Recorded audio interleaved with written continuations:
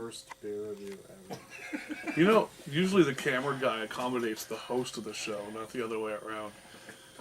But that's how we roll here in Albino Rhino. Anyway, thank you. Not my fault you guys are drunks that can't hold something steadily. He's sober. I'm holding it perfectly steady. Now, yes, but you never put it in the same spot. I was holding it perfectly steady. It has a pivot. Never in the same spot. Now that we have to do this maneuver again. We got to put a mark on the table and on the floor and then on a wall, and you can optically line the beer up with the mark on the wall over the mark on the table. We get to use lasers? Well, that's how they do it in real TV, isn't it? Done. Anyway, good day, YouTube, and welcome to another episode of the Albino Rhino Beer Review. You've got the Rhino, you've got Kenneth. We have this beer that we're redoing. This is the Kichesippi Natural Blonde. We're redoing a beer? Yes. It's 4.9% alcohol. You don't listen very well at all, do you? I'm deaf. We recorded this last week, Stupid. Yeah? and the camera only picked up 30 seconds of the review. Oh, I thought you were talking about the camera picking up something on the no. TV there. I totally misheard. Anyway, our name is an Algonquin word meaning the Great River, the original name for the Ottawa River. Our company is 100% family owned and is committed to keeping our beer exclusive to Ottawa and surrounding communities. Well, that fucking is stupid.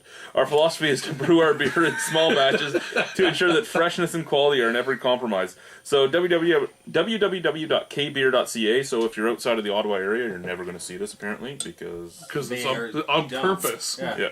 They don't want to give anyone else their beer, and they want to make a small amount. So even the people. So this is the only one they have bottled. This is their natural blonde. So again, they're bottling basically a beer that's going to compete with the big guys, which isn't really what I'd probably bottle as my only beer bottled. They are failing across. But their other beers, they have a Oktoberfest beer. They have their 1885, and they're coming out with a porter. So this is still the only one that's bottled. The other ones are at Ottawa area restaurants. So if you want to try them. Or you can go and buy a keg from them, but anyway, looks like a beer. What? Smells like a beer. A little more hops, though, than you get from the major brands. Yeah, it's kind of lemony. Yeah, you're getting... You know what? The last bottle we did didn't have any of that zest to it, either. Really? He remembers better than you. Well, I don't remember doing it at all. But yeah, it's a lot more zesty than a regular beer, but that's what it smells like. It smells like your average malt beer. Anyway, let's drink it. Cheers.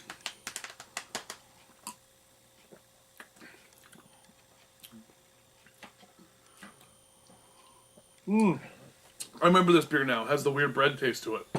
Yeah, okay. It has everything, right? It starts off with that malty lager taste. Then you get that The wet one. zesty, hoppy taste, and then you get that final bready, yeasty flavoring. Yeah. Which is weird. It's taking all three things that you get from most normal beers and putting them together. Yeah, and then it terminates instantly. Yeah. Like it's not like there's an You get that breadiness, and then it's gone. Terminator? Terminated. The Arnold Schwarzenegger of beers? So like I said last time we did this, I'd give it a 6.75. I'd drink it at the bar, but there's nothing special about it. There's nothing about this that would make you jump to that brewery. There are so many breweries that do this exact same thing that they're kind of going to get lost in the...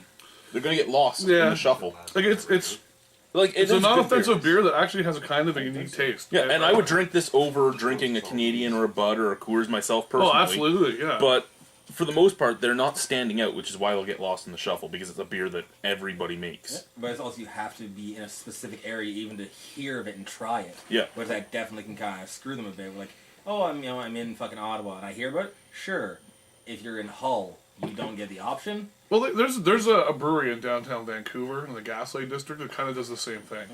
And their restaurant brewery thing, I can't remember the name of it. It's like Gasworks or something like that. Steamworks.